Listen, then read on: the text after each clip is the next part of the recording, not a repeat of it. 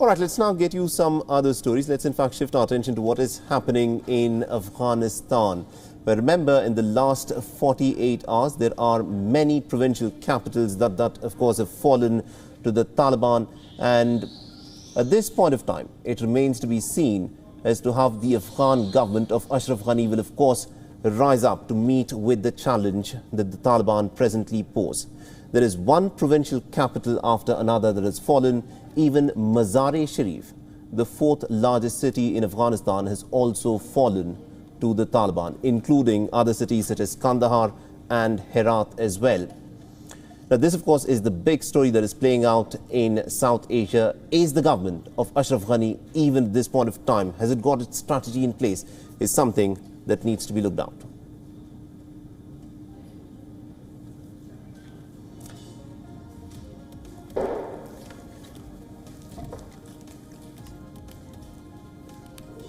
Now, the Taliban is, of course, tightening its noose around Afghanistan. The Taliban fighters have captured the key in the last government stronghold in the northern part of Afghanistan.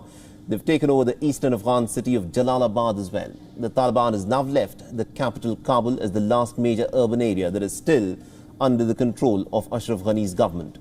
The capital of the Balkh province, the city of Mazar-e-Sharif, is also now under Taliban's control. This, of course, is the fourth largest city in Afghanistan. And previously, it was also an anti-Taliban bastion. This is a major gain for the Taliban as they are continuously moving in and are closing in around Kabul. The reports say the city fell almost without any resistance from the Afghan forces warlords Abdul Rashid Dostum and also Ata Muhammad Noor, who had led a militia resistance in the city to support the government forces, and they reportedly fled to Uzbekistan, about 30 kilometers to the north. Now, Noor later tweeted that they had been betrayed by the military since all the government, the defense equipment had been handed over to the Taliban. Now, there are several strategic reasons as to why the control of Mazar-e-Sharif is important. The Taliban had won control of Mazar-e-Sharif way back in 1997. However, the Taliban had lost Mazar-e-Sharif within a span of a week and had to wait until 1998 to win it back. Now, remember, Mazar-e-Sharif is in proximity to three neighboring countries such as Turkmenistan, Uzbekistan and Tajikistan. And the inhabitants of Mazar-e-Sharif are mainly Uzbeks, Tajiks and Turkmens. Now, the Mazar-e-Sharif is located in one of the most fertile regions, producing cotton, grain and fruit. The main industries include flour milling and the manufacturing of silk and cotton textiles.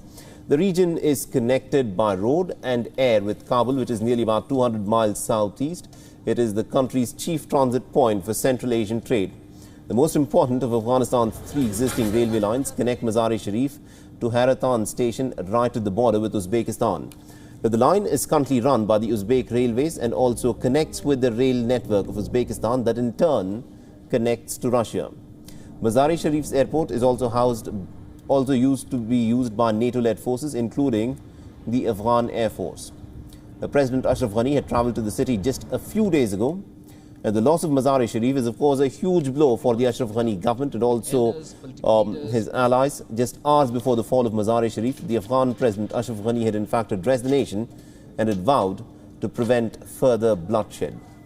Now, 26 out of Afghanistan's 34 provinces have already fallen to the Taliban, and what you're looking at on your screens are those areas that are now under Taliban's control. The provinces of Balkh, Faryab, Paktika, Patkia and also Kunar are the latest to join the list of those provinces that have now fallen into the hands of the Taliban. The Taliban has already claimed the second, the third and also the fourth largest of the provinces. The Taliban is knocking on the door of Afghanistan's largest city and also the capital Kabul. And as the threat of Kabul worsens with every passing minute, heavy security has also been deployed in the national capital.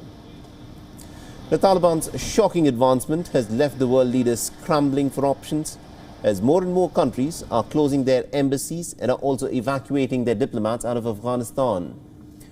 US President Joe Biden has ramped up efforts to safely evacuate US personnel and other allied personnel. Now, approximately nearly 5,000 US troops have been deployed for the same. Biden has also warned that any action on the Taliban's part on the ground that puts the American personnel at risk will be met with a swift and a strong US military response. But the fact of the matter is, irrespective of what the United States is doing in terms of air support, the Taliban seems to be winning city after city, district after district, and province after province in Afghanistan. Now, the US Secretary of State Antony Blinken also spoke with Afghan President Ashraf Ghani about the developments that are taking place in Afghanistan. And according to the US State Department, the Secretary has emphasized America's commitment to a strong diplomatic and security relationship with the government of Afghanistan. Secretary Blinken will also be engaging with other key regional stakeholders.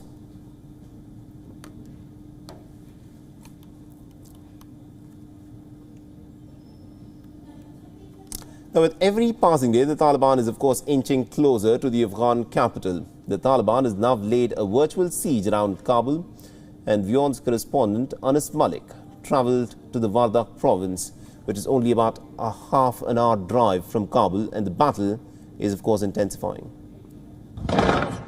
Heavy gunfire, shots resonating in the air, and a very tense atmosphere. This is Maidan Sheher, just over 40 kilometers from the Afghan capital, Kabul.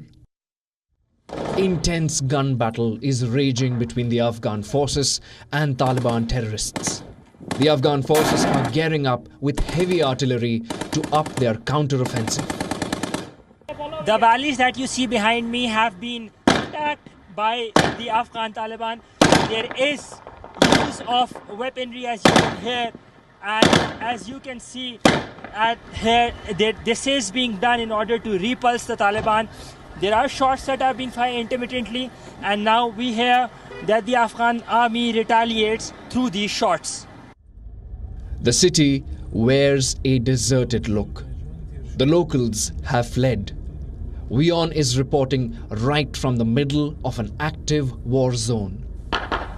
Well, there is currently tense environment here. If my camera person can follow me, we are not allowed to go from a certain point because of the fear of bullets being fired by the Taliban, but they're very close to where we are. You can see army men taking cover. If I can request my camera person to just stay back as well. You can see there are Humvees that are here. There is firing that you can probably hear as well. Life has come to a standstill. It just does not seem like the same city where I was less than 2 weeks ago. This is practically an active war zone where I'm standing. This road divides Maidan Sheher onwards to another province, and this is in very close proximity to the capital city of Kabul. The Taliban is continuing its blitzkrieg. Every passing hour, the terrorists are inching closer to the capital. In Kabul, there is palpable fear. Security has been beefed up, but everyone is worried about what now seems inevitable. The battle rages on. The big question: can the embattled Afghan troops manage to protect the remaining citadel, Kabul? We will have to wait and watch. With Anas Malik reporting from Afghanistan, Bureau Report, WION, World is One. WION is now available in your country. Download the app now and get all the news on the move.